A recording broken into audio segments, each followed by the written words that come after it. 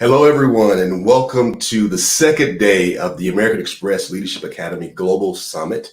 I'm excited for you all to be with me today for this exciting conversation as we continue our conversation around flourishing. I want to also extend a special greeting to all of the alumni, the American Express Leadership Academy alumni across the globe. The network is immense, powerful, and always continues to flourish. This annual gathering is the first time we've actually done this as a hybrid, but it's actually something that we try to do as many times every year. An opportunity for us to gather with leaders from all across the social sectors, from each one of our American Express Leadership Academy programs and academies, as an opportunity for us to actually continue to be poured into as we pour into others as well.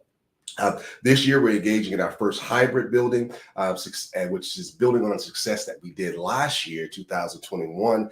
An awesome summit. If you were there, I know that you also agree. We are thrilled to actually have alumni delegates gathered also in DC, which I wish I was there, but I can't be with you. So hey to everyone in DC, as well as everyone across the globe, virtually and online with us right now as well. This is our daily leadership journey. It's a conversation in a way to highlight leadership stories while also bringing the message to the summit and to the message of the summit to a larger audience. And so as we continue to think about our theme, forward together, leading, listening, and flourishing, today we're going to focus on flourishing as we engage in the conversation. I guess I should introduce myself. My name is Trey Detweiler. I am the director and founder of Think for Good. We are a social innovation organization and consultancy based here in Atlanta. Some people like to say Atlanta is the center of the universe. Who am I to disagree? But hopefully I send you my greetings from here in the USA. But I'm glad to actually be in conversation with Radha Ruparell. She is the head of the Global Leadership Accelerator for Teach for All, and the author of the new book, Brave Now, which is about leadership overcoming COVID and empowering new approaches within your organizations. Before we start, get your questions ready. Remember, this is going to be a conversation. We'll be in here on Zoom, but feel free to jump online to submit your questions that way. We will have it ready for the chat box. If you're joining via social media, type your question in the comment section of YouTube and or Facebook, and don't forget to use the hashtag AmexLeads so we can actually put it together. We look forward to hearing from you. Let's begin. Radha, thank you so much for coming with me today. I think it is a unique and very really exciting opportunity to be connecting with you today.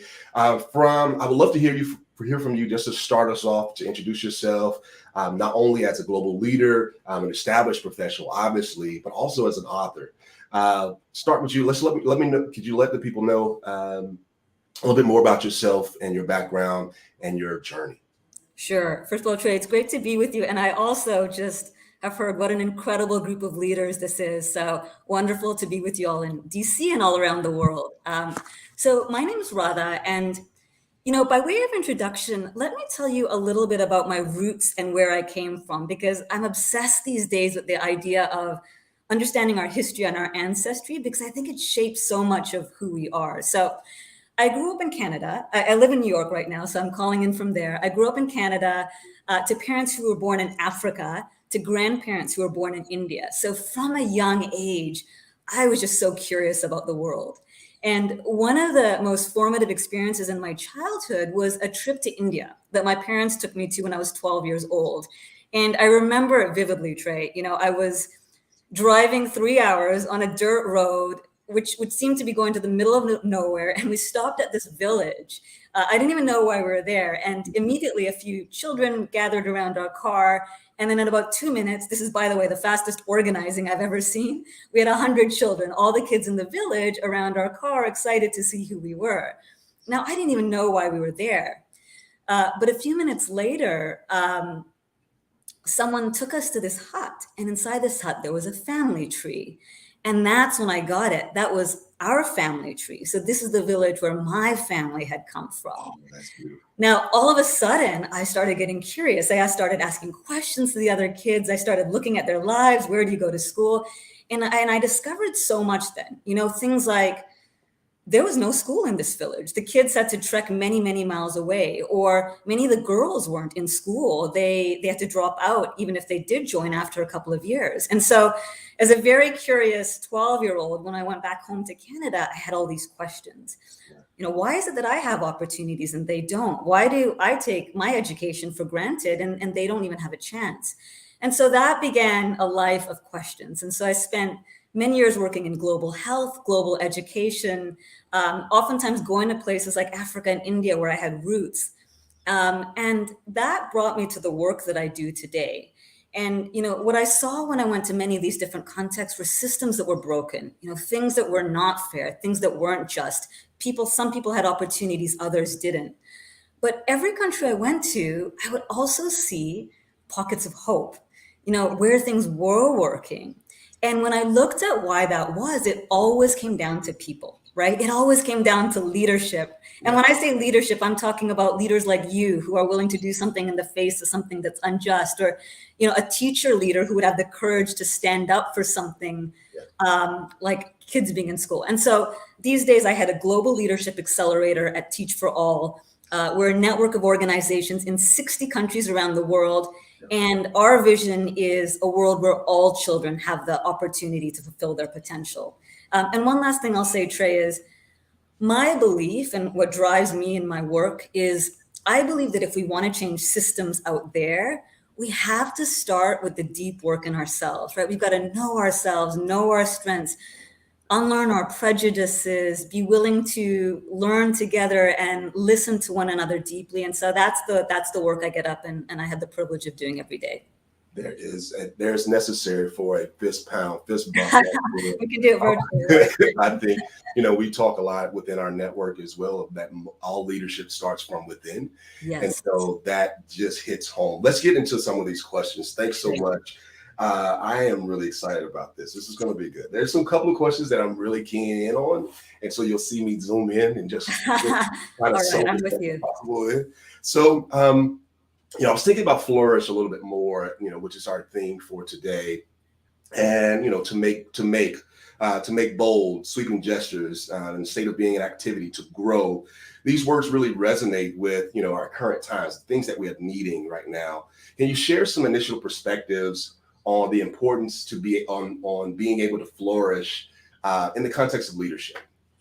Yeah, I love some of the words you use there, right? Bold, sweeping gestures, growing, learning.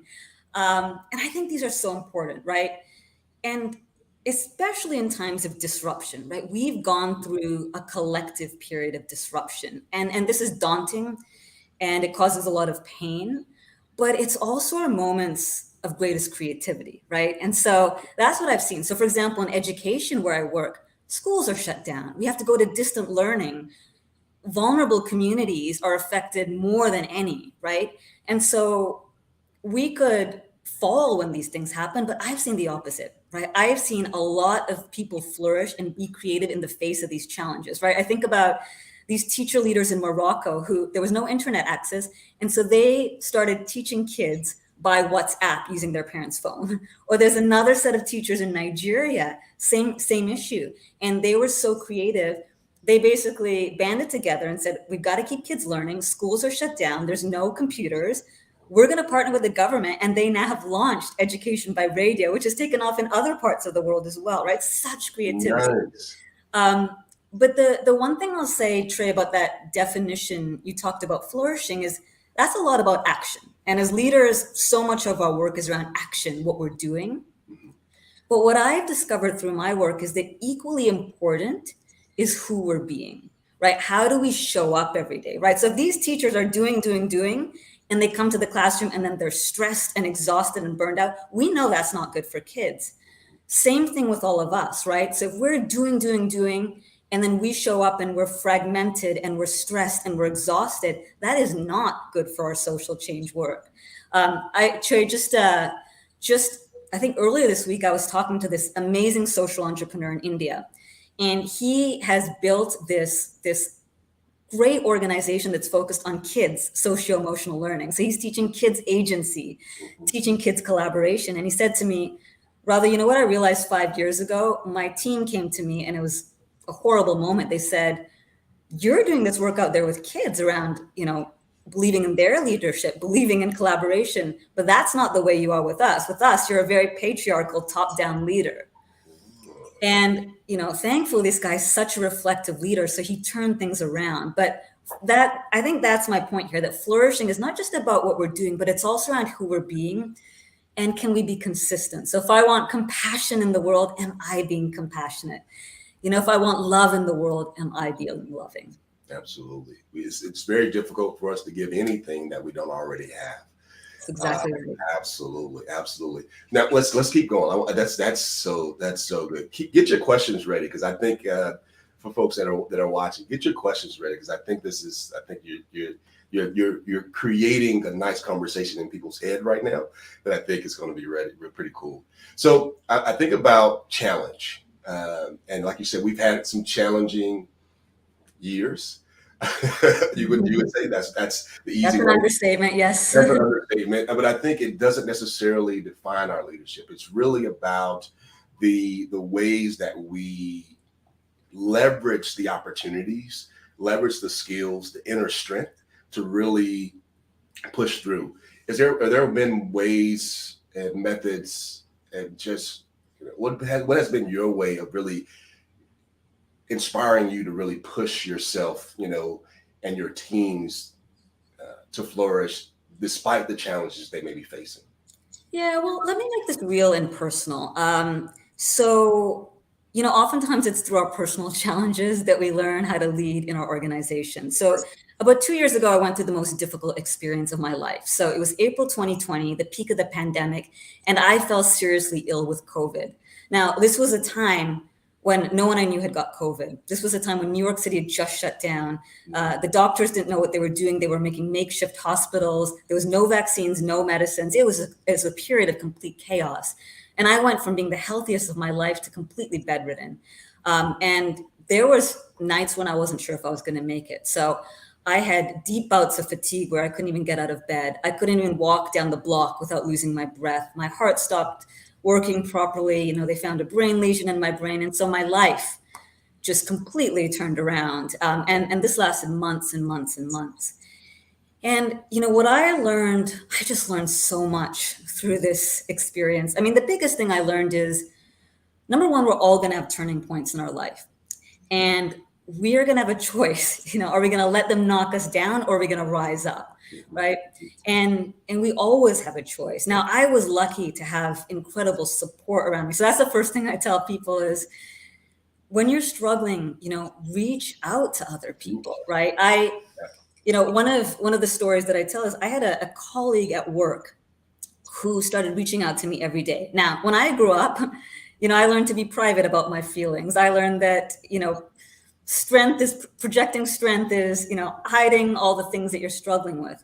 But she started reaching out every day and saying, how are you? How are you doing? Initially I said, I'm doing okay. I'm not doing so great. And then finally I started opening up. And this colleague ended up being a lifeline for me. To this day, 2 years later, because I still struggle with health challenges, she reaches out every day and says, how you're doing. And that's when I realized that in times of crisis, we need a network of support, people who will make us laugh, people who we can turn on for help, people who will tell us the things that we don't want to hear. And that's what I got through this crisis. The other thing that I learned, and I teach leaders this as well, is we also need to learn how to slow down, right? I think in our social change work, busyness has become a badge of honor. And I think that's a challenge because, we drive ourselves to exhaustion. And one of the things that I had to do when I got sick and when I was recovering was I had to learn how to slow down. I had to take rest every couple of hours. Otherwise, my body would shut down. But you know what? It ended up being the most beautiful thing because I was more present. I stopped taking things for granted. I was I got up and I got to go to work in the morning and I enjoyed it. I took a walk outside, I took a breath of fresh air and I enjoyed it. I now have started taking daily walks. And I tell you, that is my space for rest, but it's also my space for deep creativity, which is what I think we need in this work. And so, yeah, my practical tips to all of you is like, let's get into action, but find ways to pause. That might mean taking a walk in the park. That might mean a day free of meetings. I have Monday free meeting days. That might mean stopping and taking 3 deep breaths before you go into your next meeting. Or it might mean just giving yourself a little permission to play and rest. So that was another thing that I learned about how do we be resilient through challenges. We've got to allow ourselves to have a bit of rest. Thanks so much, Radha. And it makes me think about how within our sector, I mean, we have a lot of extremely compassionate people that are very much others focused. And I think sometimes if we're not having those moments of pause, being attentive to what's going on within ourselves, and being mindful of the moments and savoring those moments that we need, that's where we start to see that compassion fatigue that slip in, that those burnout moments really kind of slip in, and everything else that can happen, where our health is starting to deteriorate and so on. So that is extremely important, and this connects to your book. Congratulations, by the way. Thank you. I mean, it's such a. Oh, you know what? I don't think I told everyone yet. So everyone that's all of our alums that are watching, not only in DC, but also across the globe, you will all receive a copy of Radha's book, Brave Now. You have an opportunity to receive it. We'll send it out the details for you, but each one of you all receive an e-copy of the book. This is where I'm going to lean in because I'm thinking about this book. You wrote this during and in the aftermath of some really challenging times for you. What was your process like? What were some of the deliberate disciplines? What was of course you said you had some creative moments where you were walking doing your walks, but what were some of the other things that you were doing in your process to write this book? Yeah, so let me just even tell you how this book came to be. Okay. And I think, and look, one of the things I've learned is everybody's process is different. So embrace what works for you. But I will give you a few things I learned along the way. So how did this book come to be? So it's day 16 of my illness. I have literally barely gotten out of bed. I'm very sick. A couple of days later, I ended up in the hospital.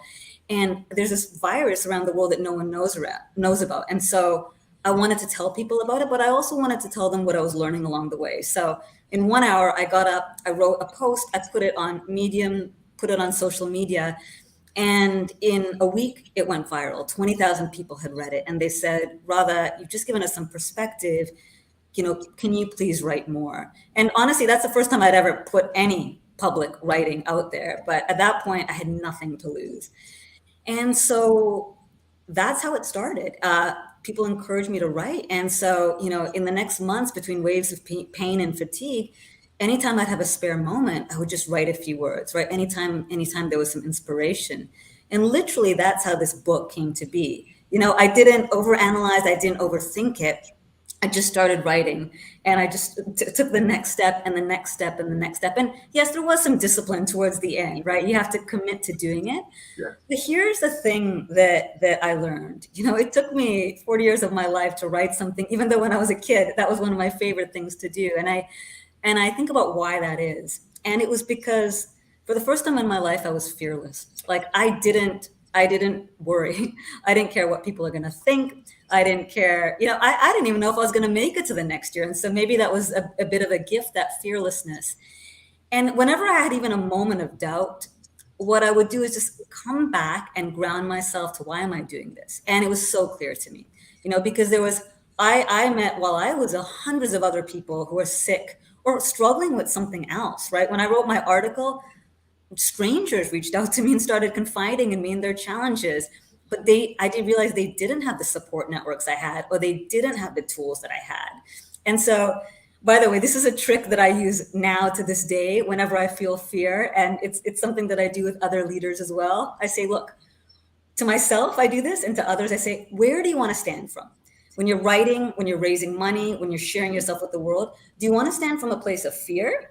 Or do you want to stand from a place of commitment? And sometimes I physically get people to move, and I do this myself, to that place of commitment. I plant my feet on the ground, I ground myself in why am I doing this?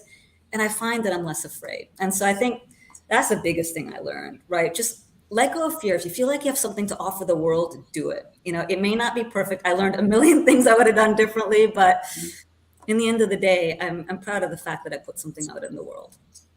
Being fearless and also being brave now. I think that's perfect. That is absolutely perfect. Thank you so much for that. And being able to go through the process, it sounds like, you started writing, and that's when the muse kind of shows up. You kind of continue to move once and have the additional inspiration from there. So another question for you, I think, and I think we may be even getting some questions in already. Forward together is like really our thing for the summit this year. Why do you think it's important for us in the social sector to move forward together, especially thinking about thinking about this global pandemic? How do you think leaders should approach this idea of like forward together? What are some things that you think it's necessary for you to share for us to move forward? Yeah, so I think these last 2 years, right, especially if this pandemic has taught us anything, it's reminded us that we as human beings are deeply interconnected, right? Something that started in one place in the world affected all of us. I've never in my lifetime experienced something so collective and so global that affected all of us. And I wish it didn't have to be through that painful lesson. But I think the beauty in it is we do realize we're interconnected. There's this amazing saying, Ubuntu. Many here in Africa may know this, right? I am because you are, right? This recognition that we're deeply interconnected. And so what do I think that means for leadership? I think it means that we have to break out of these leadership models that value this hero individual leader, right? This idea that one person has the vision, one person has all the answers, because with the complex things we're dealing with, whether it's climate change or education, that's just not the case, right? I think about climate change, for example. I am so inspired by the leadership of young people, right? Greta, or my little niece, she's the one who's got me into actions with climate change because it's the world she's worried about that she's going to live into. But then we also need scientists and researchers and innovators, probably some in this group, and we need all of us to change our behaviors, right? So our systems are so complex, and no one person is going to be able to solve things on their own. And so I think we need to move to this idea of collective leadership, right? Where we think about leadership at all levels and diverse leadership and working together rather than working alone. And what does that mean for us as leaders?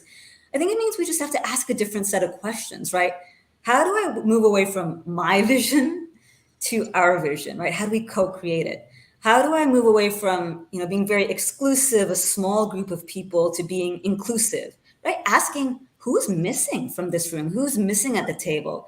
And finally, and I think this is the hardest one, but the most important one, at a personal level, I think we've got to move away from this idea of ego and my own leadership to this idea of we're interconnected. And so how do we enable the leadership of many others, right? So I think that's what I believe. How do we get into this paradigm of much more collective leadership for the bigger complex challenges we're facing today? That's those are great keys. Thinking about that from, can we love to go a little bit deeper in that? Are there any things within our organizations and teams that we can do practically that you would recommend to kind of help to move from the individual to the collective leadership? What any thoughts around that? Yeah, so many different thoughts. I mean, the first I start with is just asking who, right? We often don't even ask who, the question of who. So I have this incredible leader in Peru, and he started asking the question who for everything. And he leads an education organization. And he started realizing, wait, we lead an education organization. In our strategic planning meetings, we don't have any students there. We don't have any parents there. All of a sudden, that's changed. All of a sudden, these meetings are bigger, and the voices of those who are affected are always in the room, right? So that's one thing we can do.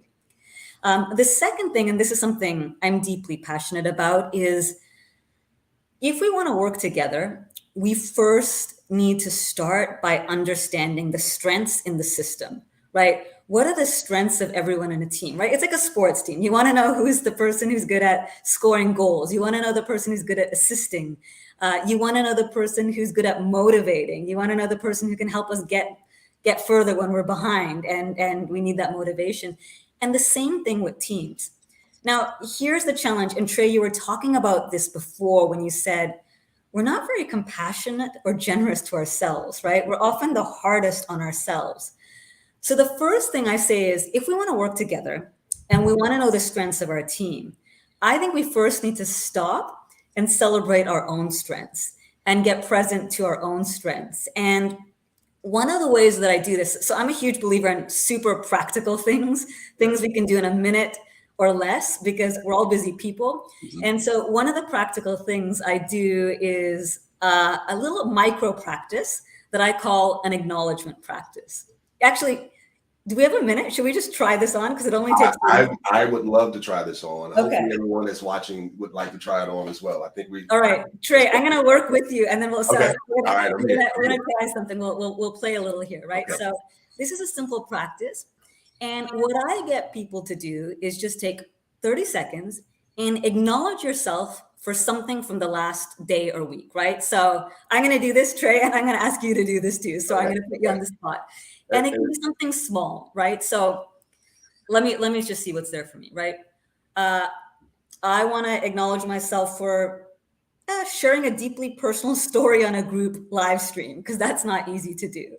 Or I want to acknowledge myself yesterday for taking a walk in the rain, because I said I was going to go for a walk and I did it, even though the weather was bad, and I lived into my word, right? So that's it. Simple as that.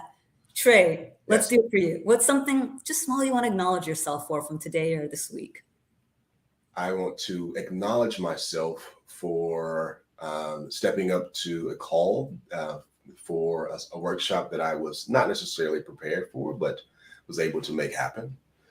I would like to acknowledge keeping my discipline, keeping my deliberate discipline in the morning, even though it's sometimes difficult when you're traveling.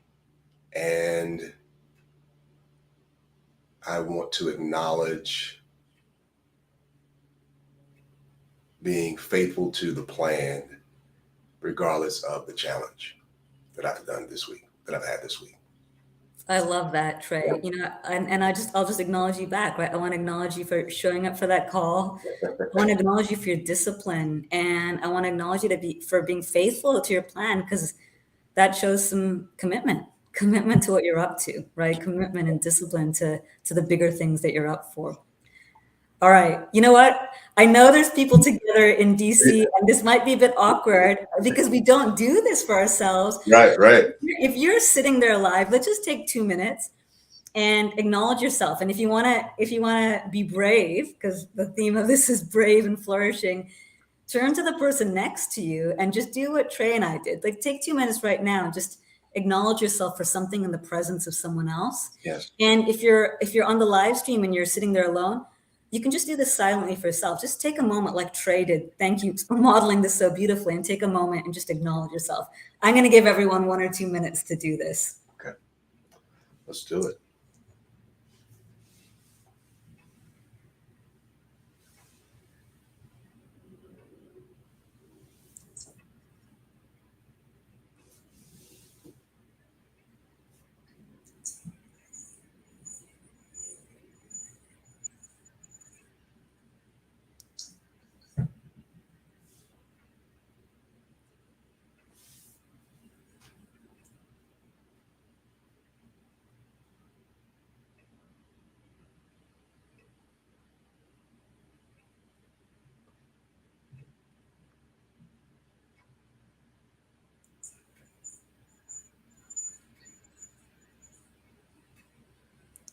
I'll give everyone 30 more seconds. I don't know if that's enough time, but I can't read the room. And if you're finished, just think for a second of what strength does that show about you, right? So Trey, I saw discipline when you were sharing. I saw commitment to something bigger.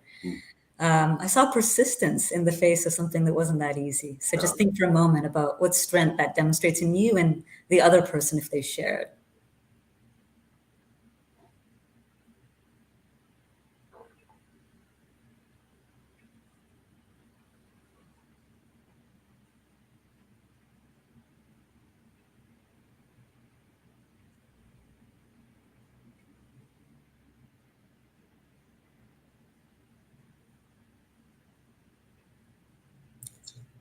And so I think that's just one of the things that I've seen around moving forward together. When we can acknowledge our strengths and see ourselves, then we start getting better at doing this with others, right? Noticing your partner for, taking care of the children, or noticing a coworker for speaking up in a meeting and saying something difficult. And we become better at seeing that. And then when we start seeing the strengths of people, we can build teams that are based on all the wisdom that exists. And it's a lot more freeing for ourselves if we operate from a place of our strengths rather than constantly in that state of judgment. Because Trey, there's some science that shows we have 60,000 thoughts a day, and 80% of those are negative, right? And so we need to break out of these cycles. We need to treat ourselves better and treat others better. And these small little micro practices, while they can seem, a little silly or awkward at first, can really train our brains to think much more in terms of the wisdom and assets that already exist within our teams and within our communities and our families. Yeah. It's shifting the pattern that we have. Everything is a pattern. And, I always say that leadership is contagious. So, what is it that we want to spread? You know what I mean? So that makes a lot of sense. Thank you so much for that. I love that, Trey. I'm going to steal that. I love that leadership is contagious. And that gets to what we talked about our ways of being, right? If we're being strengths-based, others see strengths. If we're being loving, others are loving, right? So we're always modeling something. We're either modeling someone else or modeling for someone else. So that's exactly right. Yeah. And we sometimes forget that that's the way that leadership can spread. That's the way it goes.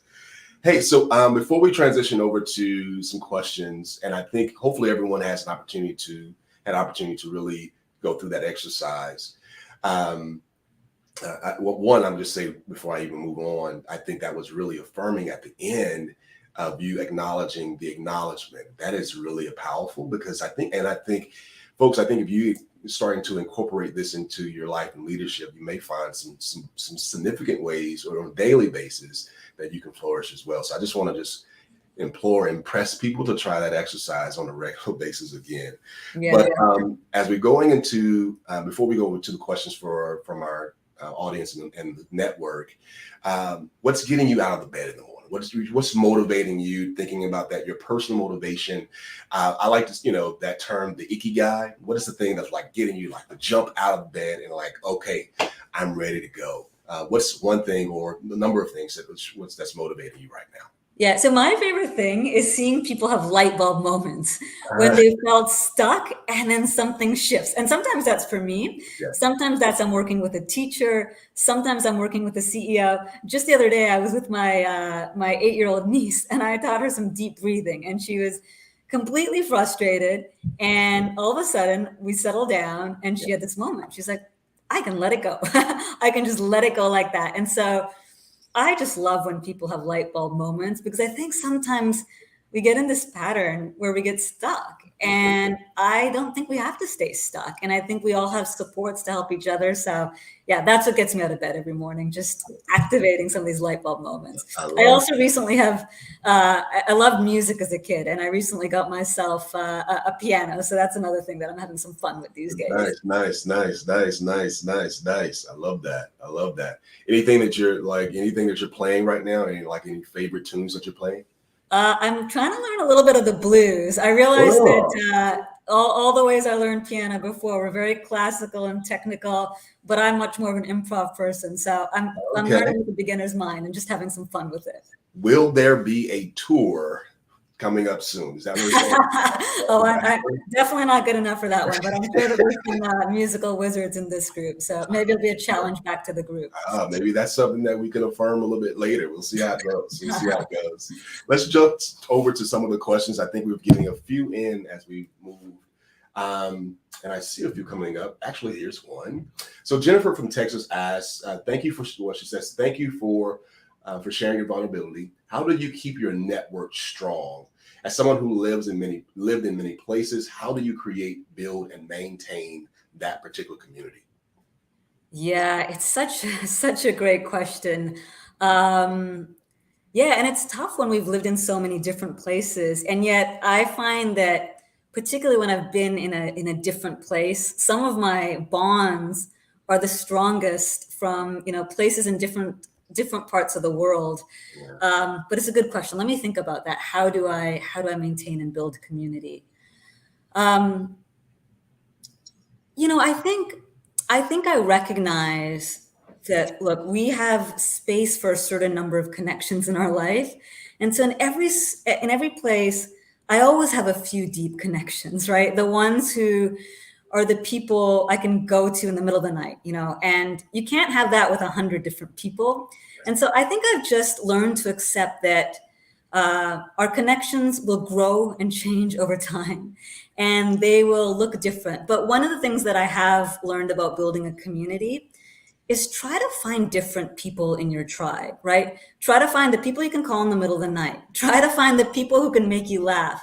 Try to find, and I'm learning this as a leader, a network of support of people who will challenge you. I didn't have as many of those earlier in my life. And so I think that's what I try to do. I try to see, sense into what do I need in this moment, and then I just gravitate towards those types of people. And I also accept that over time things will change, but the strongest folks are the ones that even 2 years later you can pick up the phone and call. The other thing I've learned, which is great around friendships in different places around the world, my daily walks have been a great place to reconnect with people. I think we've gone to the olden days where you can actually pick up the phone and call people. And so I've been doing a bit of that, and that's been fun as well. So just because you haven't been in touch with someone for a while doesn't mean you can't pick up the phone and reconnect. I think in this time particularly, people are willing to connect more than ever before. Yeah.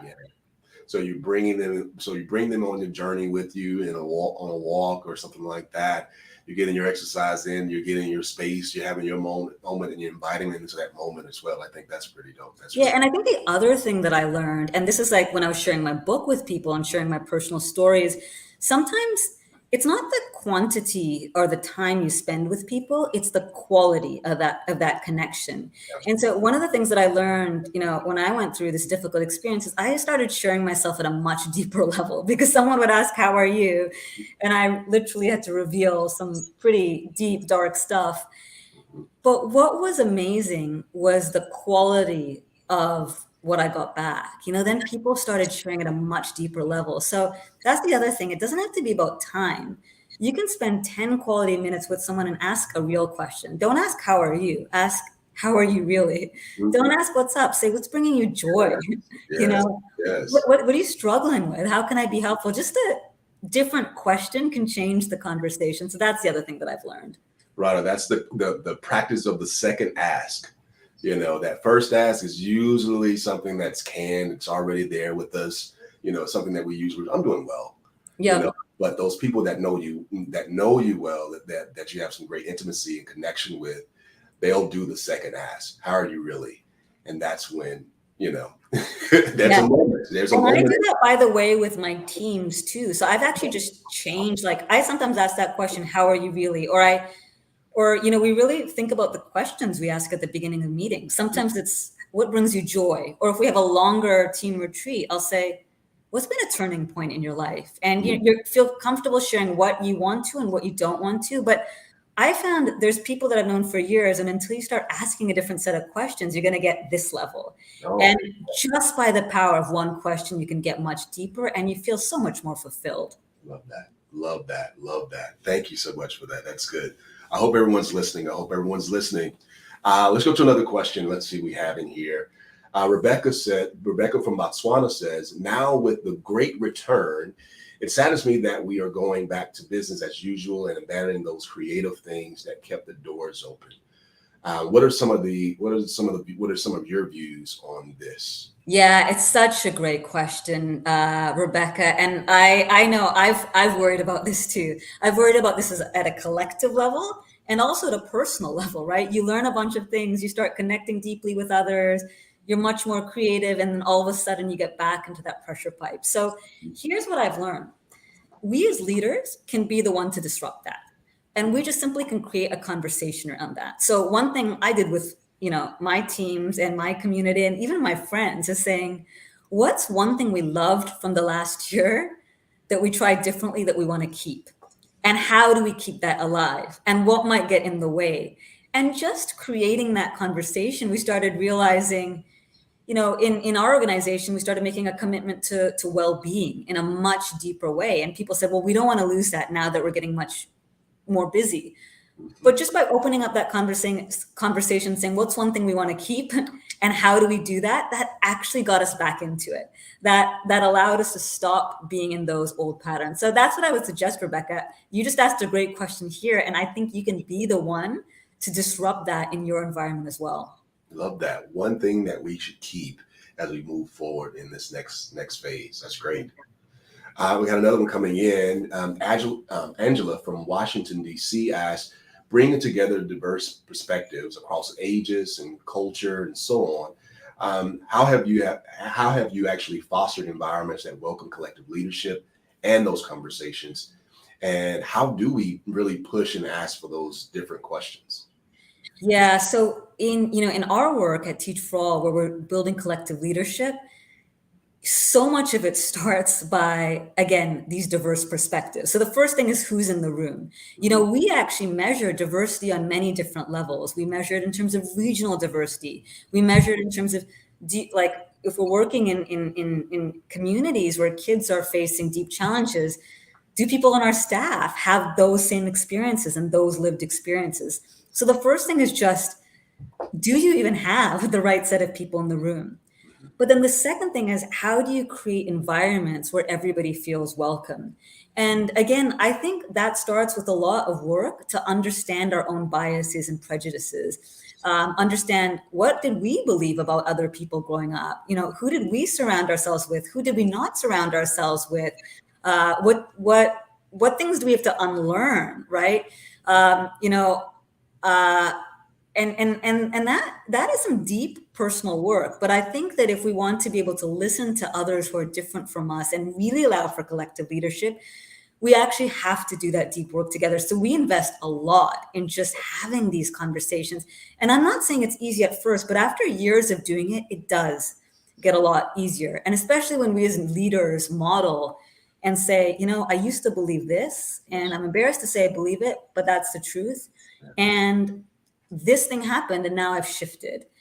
So that's something else that we do. And then we also try to welcome all different ways of communicating, all different ways of participating, right? And that's where I think this virtual world, if you're an introvert, you can communicate in the chat. You can come offline. We work in a global organization. So even the way we start meetings, sometimes we start them with music or poetry or bring in different cultures. So I think even small things we can do can shift the dynamic away from this. There's one way to do it. There's only one right way. Indeed. I love that. I have one more. I have a couple more, actually, I think. Sure. Maureen from Detroit has a question as well. As a leader, how do you model self-care? What changes have you made within your organization and dedicated space? We talked about space for that. We've already talked about, I know, that you do your walks and so on. I think you have mindful moments. Are there other things that you're doing to make sure that you are balancing and having and initiating self-care for yourself? Yeah. So one thing I think as leaders is, first of all, it's important to take care of yourself, because if you're not, everybody can see through that. Yes. And then second, when you're doing that, share, right? And so even when I was battling my illness, I would take time to rest and I would publicly talk about it, right? Because I'm a senior leader in my organization. And it turned out that a few other people fell ill and they said, you know what, Radha, it was you talking about it that gave me permission to do that. Or I will tell people I'll take a walk in the middle of the day. Yeah. And again, I do now have privileges that I didn't have when I was more junior in our organization, but I want to use that responsibly, right? if I'm taking care of myself, I want to give permission to other people too. And so I think the first thing is starting to have the conversation, right?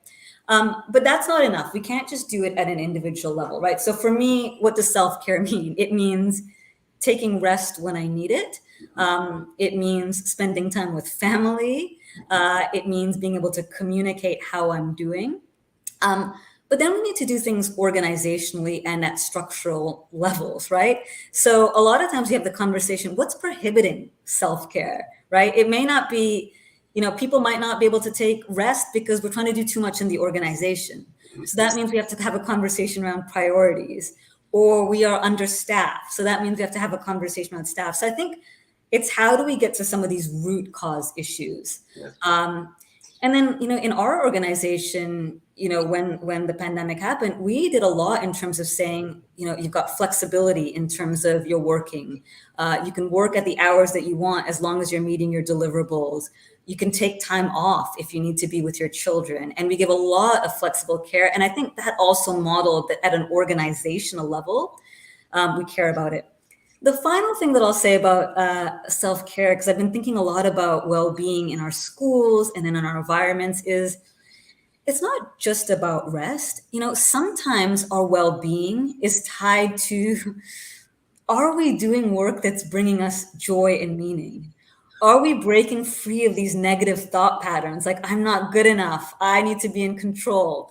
And so I think the last thing that I've learned is that really examine for ourselves what well-being is. I find I can be working long hours, but if I'm doing it for something that I'm committed to, I actually feel well. And so I think also just inviting us to say, what does well-being mean for you? For someone, it might mean spending time with family.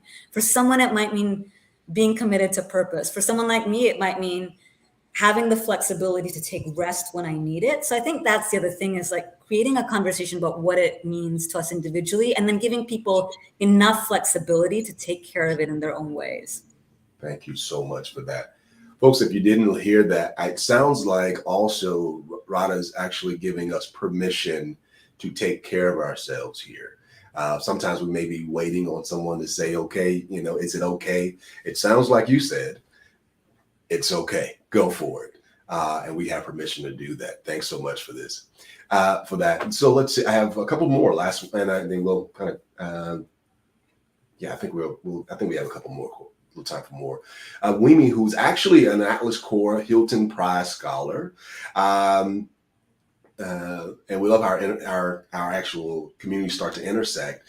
What are some of the tips to help a leader remain motivational or motivated and organized despite being faced with all the different uncertainties that are just a part of actually leading in life and leadership? Yeah, right now we're facing uncertainty like never before. So one of the things that I've learned about uncertainty is if there's anything that's certain, it is uncertainty. And I think one of the things that causes us so much angst is we believe that things shouldn't be uncertain. And then we just resist them, right? Even for myself, when I was sick, I spent so long resisting the fact that I wasn't well, I can't exercise anymore. I can't do a walk for more than 5 minutes, that every day I'm not sure what's going to happen. And it wasn't the uncertainty that killed me. It was our resistance to it. So one of the things that I say to leaders is, look, we are in uncertain times, and we have to breathe a little bit and say, you know what, everything's not going to be in my control. And that's a difficult thing for me to accept. But sometimes it's our resistance that kills us, not the uncertainty. Yeah. The other thing that I've learned is, in times of uncertainty, I use a lot of polarity thinking. And so that means two things can be true, right? So two things can be true. It can mean I'm scared and we can try something. I don't know the answers, but I know how to get started, right? So I do a lot of kind of and thinking and saying, I can feel frustrated and I can feel scared and I can try moving forward. And I found that that's helpful, because sometimes when we're in uncertainty, we get so closed in one direction or the other that we get so caught up in fear. And just this ability to do some and thinking and saying, you know what, I'm acknowledging that this is tough. Mm-hmm. and there's something that can be done, I think allows us to say both things can be true. Absolutely. Holding both of the, my mentor used to tell me to hold the tension That's between, right. you have to hold the tension and continue the journey. That's great. Yeah, and it's one of the biggest capacities, I think, of leaders in this time is being able to hold tension. Because look, if there's not enough tension in the system, or if we try to solve everything for everyone, there's no growth. We're not going to have creativity, right? If we keep the level of tension too low. Now, if it's too high, then we're going to shut down. So I think as leaders, our responsibility is how do you manage a productive level of uncertainty? And Mhm. also, how do you reframe uncertainty, right? One of the things that helped me reframe for my team is that, look, first you have to, when there's a lot of period of uncertainty, first you have to acknowledge it. You have to acknowledge feelings. Like you can't try to get to solutions, Yeah. and you have to spend time in that space. But after you've gone through that space, after people feel heard, right? This is Trey, what you were saying when we were doing the acknowledgement exercise. After people feel truly seen and heard, then you have a space to reframe and saying, look, this uncertainty may give us our greatest source of creativity. So what are we going to do about that, right? And so, but you have to sense into the moment and say, what are people ready for at that moment? Absolutely. Absolutely. Ooh. So, okay, let's do one more. Let's do a couple of more. Let's see here. Oh, Allison from Detroit actually asked, how do you see collective leadership working within organizational structures, such as designating authority and also like in decision making? Yeah, it's a great question. So in our organization, I'll give you a couple of examples of what we did to more fully live into collective leadership. Okay. One of the things that we did is we had a senior team that would make all the decisions. And we realized that's actually not collective, because what we want is the decisions to be made closest to the work. And why do we believe that 5 people at the top of an organization can make decisions when there's so many other people who are closest to the ground? So one thing that we did is we actually got rid of our senior leadership team, and we said, we're going to make decisions in circles of people, right? So if we're doing our budgeting process, let's get together people who are interested and have some context around budgeting, and they'll make the decisions there. If we're doing decisions about how are we taking care of our people? There might be a set of people who have passion to do work around self-care. Now, it wasn't that easy. It took some time. It took some structures. It took some learning. But it's been such a beautiful thing because now so many more people are involved in decision making, and it's also growing their leadership in the process. So I do think over time, you can change your structures. The other thing you can do to, again, change your structures is ask who are on these decision-making bodies, whose voices are being heard. Also, even how do you structure meetings? Who starts the meeting? Who runs the meeting? Is it just the team leader, or do you have shared ownership? So in my team, different people lead even though I'm the formal team leader, every time the meeting is led by someone else. Even those small shifts can create a much deeper sense of collective leadership. Great ideas. Great ideas. Definitely. And it sounds like, not to be too corny, but the way that you're doing to teach for all is also leading with all. And I think that's pretty cool to hear. When we talk about organizations really putting it into real time of what the philosophy is all the way through the organization, I think that's great to hear. Yeah. Let's see. Actually, we have some one from YouTube. And one of our YouTube viewers asked, "How are you supporting change or evolution within your organization?" Continuing that conversation, you talked about engaging individuals across the organization, from newer to junior to staff, to establish leadership. How can we engage across those different levels in a very positive and productive way? So, how do you get to that place of really helping them at all different levels grow throughout the process? Yeah, the first thing is we have a set of core values and we're guided by those, right? So they are around working collectively. They are around diversity, equity, and inclusiveness. And it took us a couple of years across our global network to come up with these shared values. And so one of the first things we do with any new staff is really help them understand that. And we also have some shared principles about how do we want to work collectively, right? So one of the principles is we believe in leadership at all levels, right? And that means that anyone, you're the CEO of the organization or you're the newest staff member, we believe that you can exercise leadership. And we share with you many different ways you can do that, right? Participating in some of these circles. So that's, I think, one of the things I learned is if you have a common set of core values and not just words on a page, things that you come back to, like we come back to them in our performance reviews, we come back to them in our staff meetings.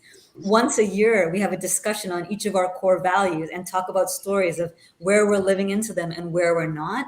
I think that shared language allows us then to enable leadership at all different levels of the hierarchy. And then I think the other thing is underneath it is a mindset and a belief that everybody's views matter. So you can have all this talk, but unless you have those beliefs and mindsets. And so I think we do a lot of work by just, reminding ourselves that, everyone, the newest person in the organization probably has beginner's mind, and the most senior person in the organization probably has perspective that others don't. And so how do we remember that everyone has something to contribute and lead with that at the outset?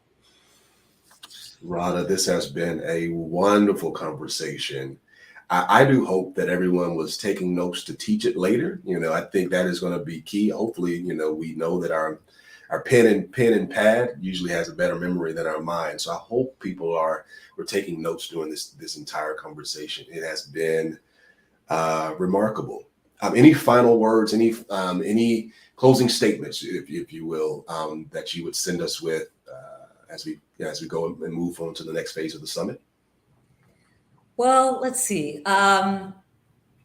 We talked about flourishing, and I think in this work that we're doing, it requires us all to be brave. And we didn't really talk about what that means. So let me just say one closing word about what I think being brave means, right?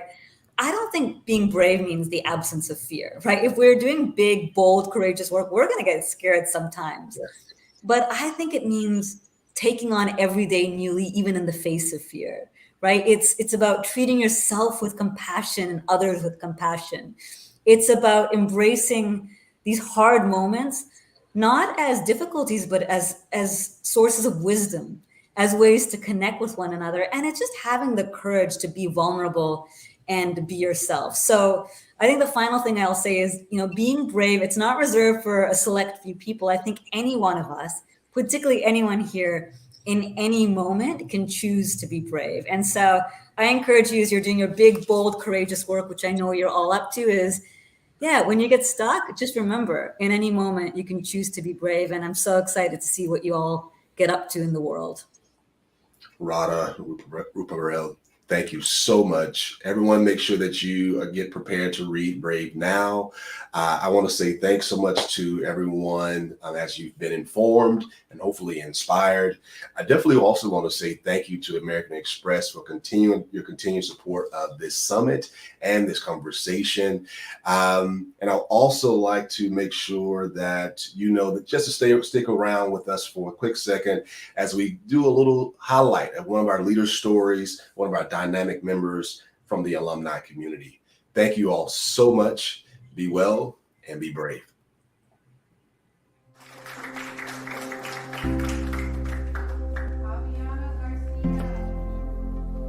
In Lakota society, we're really taught that everybody's a leader and that everybody has, the opportunity to help their people. When I began to tell my story of my own childhood, of growing up in a very rural area, a place that was very poverty-stricken, I felt really empowered to be able to use that storytelling as a way to transform hearts.